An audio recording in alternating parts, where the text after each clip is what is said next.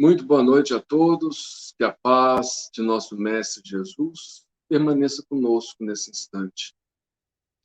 Que possamos aproveitar esses momentos para refletir na sua mensagem, para receber a inspiração do alto e para nos sentirmos mais perto de Jesus, porque as histórias que temos lido se baseiam nas histórias do Evangelho, em personagens do Evangelho. Que possamos também nós sentirmos parte dessa história, a fim de assimilarmos os seus valores e mudarmos o nosso comportamento, nossas atitudes, nossos pensamentos, principalmente nossos sentimentos. Obrigado, mestre amigo. Permaneça conosco em cada instante de nossas vidas. Que assim seja.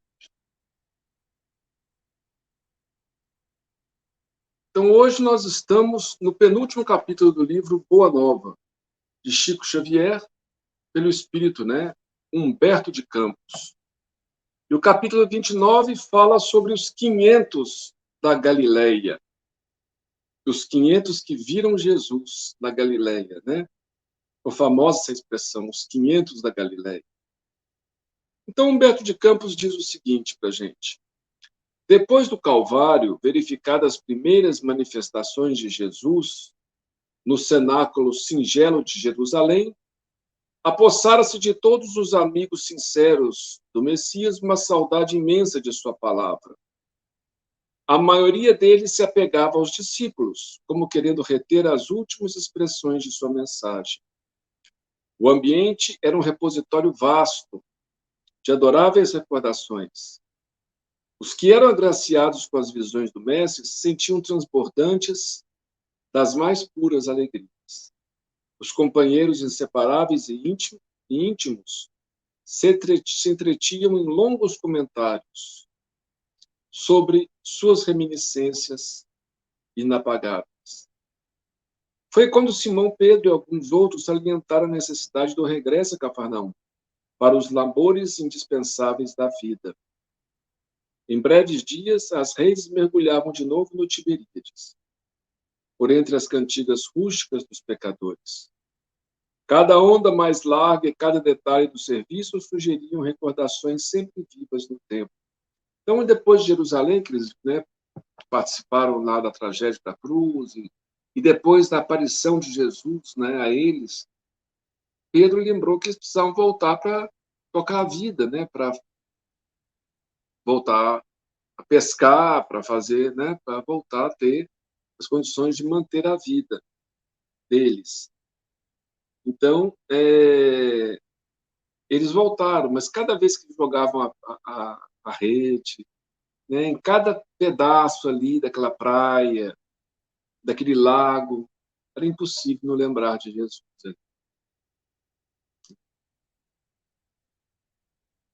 Cada onda mais larga e cada detalhe do serviço sugeriam recordações sempre vivas.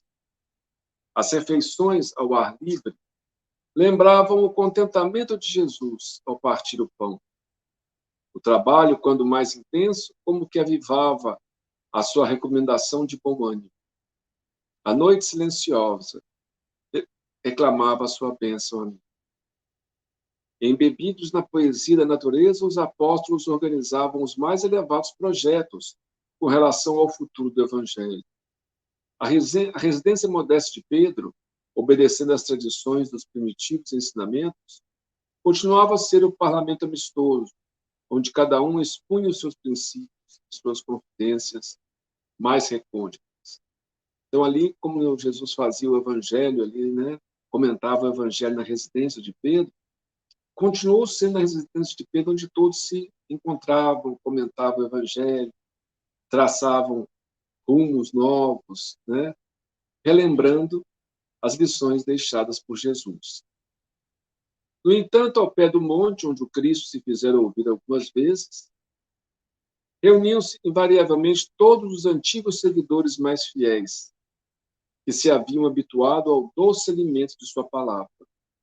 Os discípulos não eram estranhos a essas rememorações carinhosas, e ao cair da tarde acompanhava a pequena corrente popular pela via das recordações afetuosas. Então, ao pé do monte, onde Jesus costumava pregar também, muitas pessoas, muitos que tiveram a oportunidade de ouvir Jesus, além dos discípulos, se reuniam ali, geralmente à tarde, né? E os discípulos também acabaram fazendo isso, indo ao encontro dessas pessoas toda a tarde para as recordações de Jesus. Falava-se vagamente de que o mestre voltaria ao monte para despedir-se. Alguns dos apóstolos aludiam às visões em que o Senhor prometia fazer de novo ouvida a sua palavra. Numa tarde de azul profundo, a reduzida comunidade de amigos do Messias, ao lado da pequena multidão, reuniu-se em preces no sítio solitário.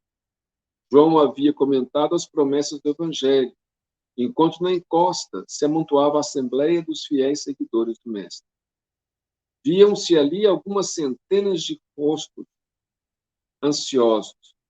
Eram romanos, de mistura com judeus, desconhecidos, mulheres humildes conduzindo os filhos pobres e descalços, velhos respeitáveis, cujos cabelos alvejavam de neve nos repetidos invernos da vida. Ali reuniam alguns romanos que tiveram a oportunidade de ouvir Jesus, judeus, geralmente pobres, mulheres do povo, né? Pessoas mais velhas, com os cabelos brancos, né? Nesse dia, determinado dia, né? Como que a antiga atmosfera se fazia sentir mais fortemente.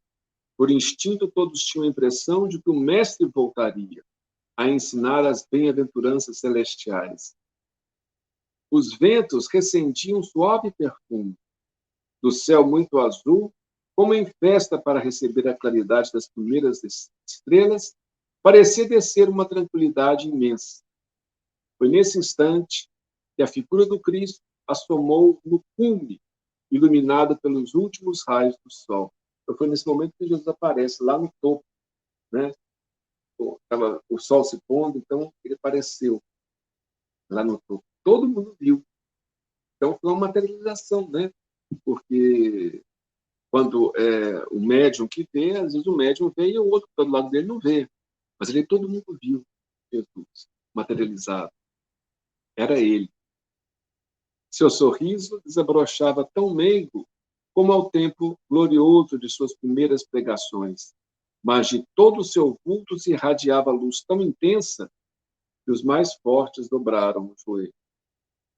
Alguns soluçavam de júbilo, presas das emoções mais belas. As mãos do mestre tomavam a atitude de quem abençoava, enquanto um divino silêncio parecia penetrar a alma das coisas. A palavra articulada não tomou parte naquele banquete de luz. Todos, porém, se perceberam a amorosa despedida e, no mais íntimo da alma, lhe ouviram a exortação magnânima e profunda. Então, eles não foram palavras ditas por Jesus, mas Jesus emitiu ondas, né? E que atingiu a todos e todos puderam ouvir a sua mensagem. Que luz! Desculpa, espirrar. Amados, eis que retomo a vida em meu Pai, para regressar à luz do meu. Enviei meus discípulos como ovelhas ao meio de lobo, e vos recomendo que lhes sigais os passos. Depois deles, é a vós que confio a tarefa sublime da redenção pelas verdades do Evangelho. Quer dizer, depois do discípulo, é aquele outro grupo maior, né, que ele confia a tarefa sublime da redenção pelas verdades do Evangelho. Eles serão os semeadores. Vós sereis o fermento de Instituo-vos os primeiros trabalhadores, os herdeiros iniciais dos bens divinos. Para entrares na posse desse tesouro celestial, muitas vezes experimentareis o martírio da cruz e o fel da ingratidão. Em conflito permanente com o mundo estareis na terra, fora de suas leis implacáveis, até que as bases do meu reino de concórdia e justiça se estabeleçam no espírito das criaturas. Negai-vos a vós mesmos, como neguei a minha própria vontade, na execução dos desígnios de Deus, e tomai a vossa cruz, para seguir.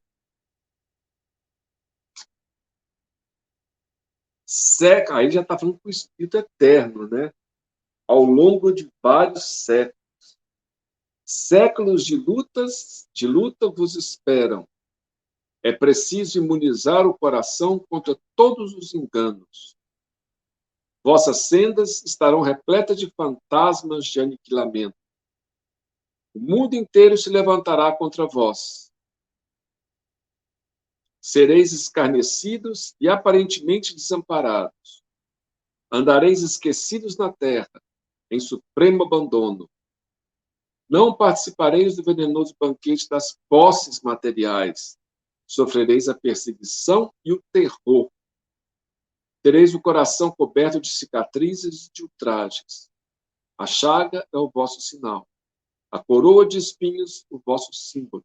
A cruz, o recurso da redenção. Vossa voz será a do deserto, provocando muitas vezes o escárnio e a negação da parte dos que dominam na carne.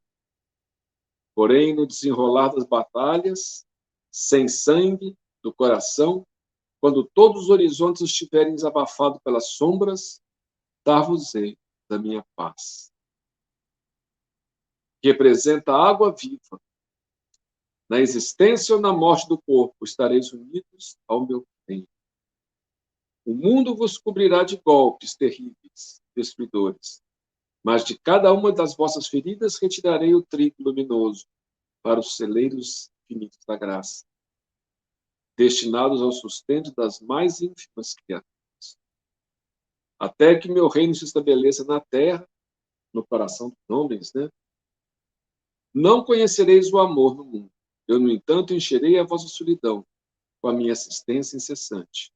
Gozarei em vós como gozareis em mim, o júbilo celeste da execução fiel dos desígnios de Deus.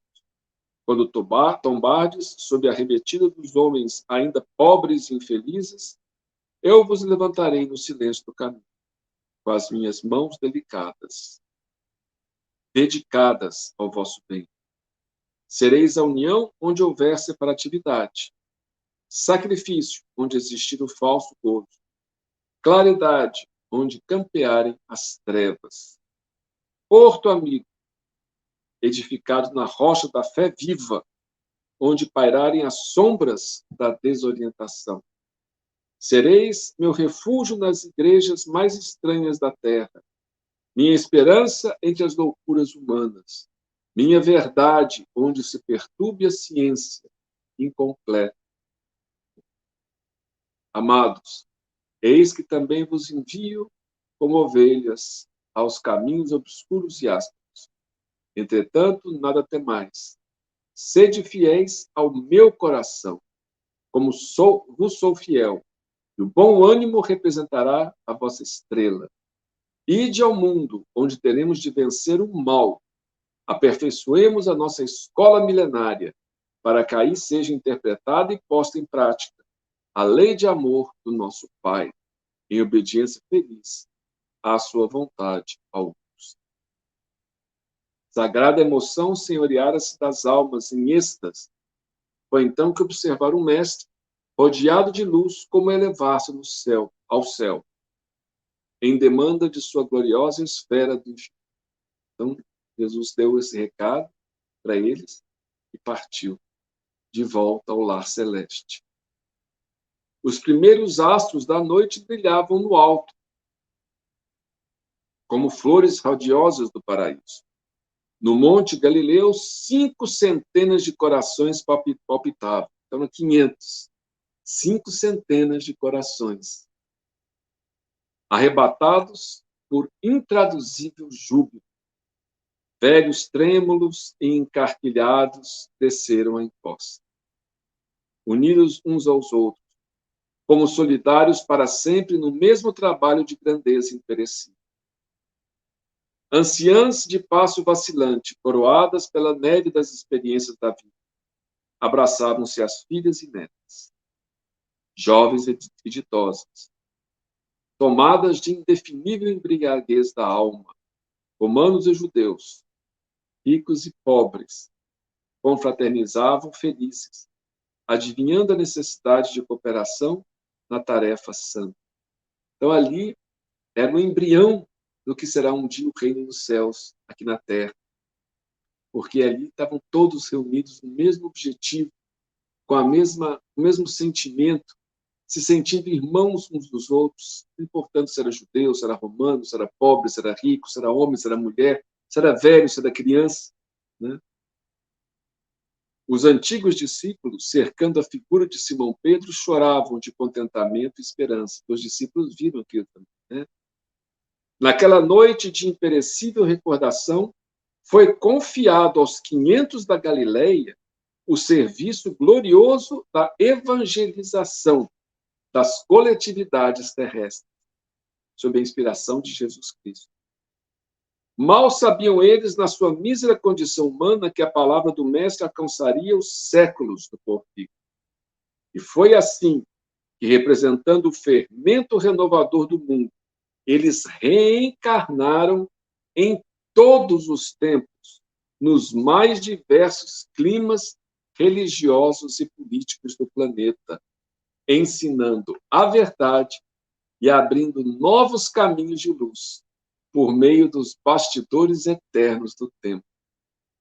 Então, ao longo dos séculos, esses 500 reencarnaram aqui na Terra para pregar o Evangelho, pelo exemplo, né? E pelas palavras também, ensinando a verdade e abrindo novos caminhos de luz.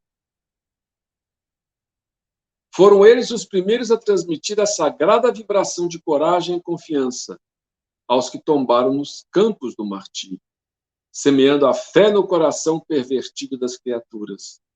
Nos circos da vaidade humana, nas fogueiras e nos suplícios, ensinaram a lição de Jesus, com resignado heroísmo.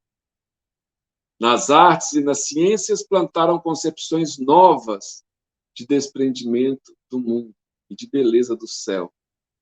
E no seio das mais variadas religiões da terra, continuam revelando o desejo do Cristo, que é de união, de amor e de fraternidade e concórdia. Então, reencarnaram nas mais diversas religiões ao longo desses 2000 anos, né? Em vários países do mundo, pregando o amor, a concórdia, a união, a fraternidade. E também nas artes e nas ciências, não só nas religiões, né? Na qualidade de discípulos sinceros e bem-amados, desceram aos abismos mais tenebrosos, redimindo o mal com seus sacrifícios, reconvertendo com as luzes do Evangelho à corrente da redenção os espíritos mais empedernidos.